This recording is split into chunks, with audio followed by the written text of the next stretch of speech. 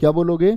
आपका मालवा 1305 में महलक देव को हराया। क्या बोलेंगे? महलक देव को हराया। गुरुजी कितने घंटे पढ़ना चाहिए और किस सब्जेक्ट को कितनी देर पढ़ें, प्लीज़ बता दें ताकि सिलेक्शन हो जाए। अच्छा क्वेश्चन है। और जो बच्चे फॉलो कर सकते हैं, जो बच्चे फॉलो कर सकते हैं कि हाउ मच हावर्स, कितने घंटे पढ़ना है, कितने घंटे पढ़ना है दोस्त, अगर ये फॉलो करोगे आप सच में, तो मैं ये कहता हूँ कि आप सेलेक्ट हो जाओगे। प्रॉमिस टू यू सेलेक्ट हो जाएंगे। अगली जो मैं अगली 1 मिनट बोलने वाला हूँ ये आपके सिलेक्शन के लिए बहुत इंपॉर्टेंट है, याद रख लेना। देखो आपके एग्जाम में आपने मान लिया, आप उसी हिसाब से देख लेना वो सब्जेक्ट आपके में है या नहीं, या कोई सा और सब्जेक्ट होगा।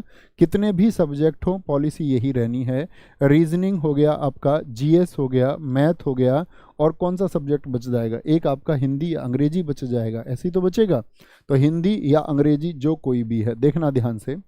तो मैंने कहा दोस्त आपने अपनी तैयारी के लिए आइडियल मान लिए कि मैं 8 घंटे पढ़ाई करूंगा, ठीक है? 8 घंटे, 10 घंटे, कोई बच्चा 12 घंटे भी पढ़ेगा, कोई 6 घंटे भी पढ़ेगा, जितने भी घंटे आप पढ़ें कोई दिक्कत नहीं।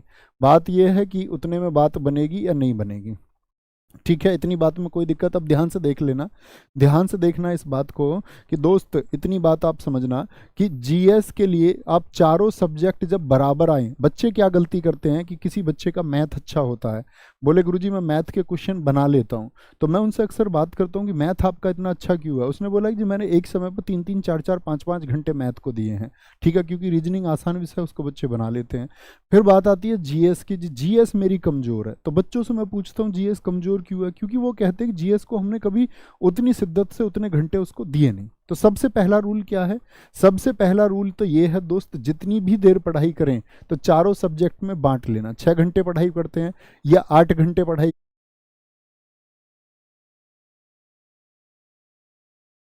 ये नहीं। तो सबसे पहला रूल क्या है? सबसे पहला रूल तो ये है दोस्त, जितनी भी देर पढ़ाई करें तो चारों सब्जेक्ट में बांट लेना। 6 घंटे पढ़ाई करते हैं या 8 घंटे पढ़ाई करते हैं या 10 घंटे, 10 घंटे वाले बच्चे को मैं आइडियल मानूंगा कि ये 2.5-2.5 घंटे आप इनको दें, ठीक है?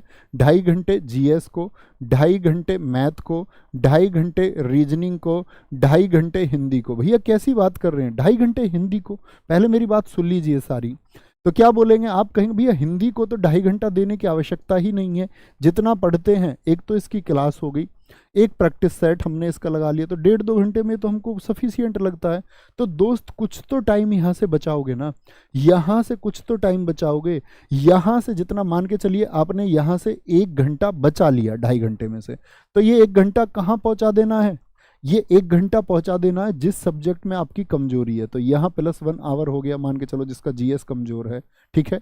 अच्छा भैया रीजनिंग के लिए 2.5 घंटे की मुझे ज़रूरत ही नहीं लगती, एक प्रैक्टिस सेट लगा लेता हूँ स्पीड मोड पे 2x की स्पीड पे, या कोई बुक है मेरे वहाँ से मैं प्रैक्टिस सेट लगा लेता हूँ रीजनिंग का, और तो भैया मुझको ज़रूरत ही नहीं, बस एक क्लास की ज़रूरत होती है रीजनिंग के लिए और एक प्रैक्टिस सेट की निरंतर।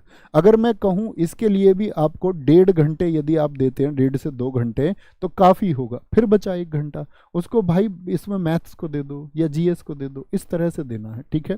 तो समझ गए मेरी बात को? थम्स अप करिए। हम लोग क्या करते हैं, गलती ये करते हैं कि हम लोग मैथ को पढ़ रहे हैं 4 घंटे, ठीक है? तो मैथ तो अच्छा हो ही जाएगा, ये गलत तरीका है।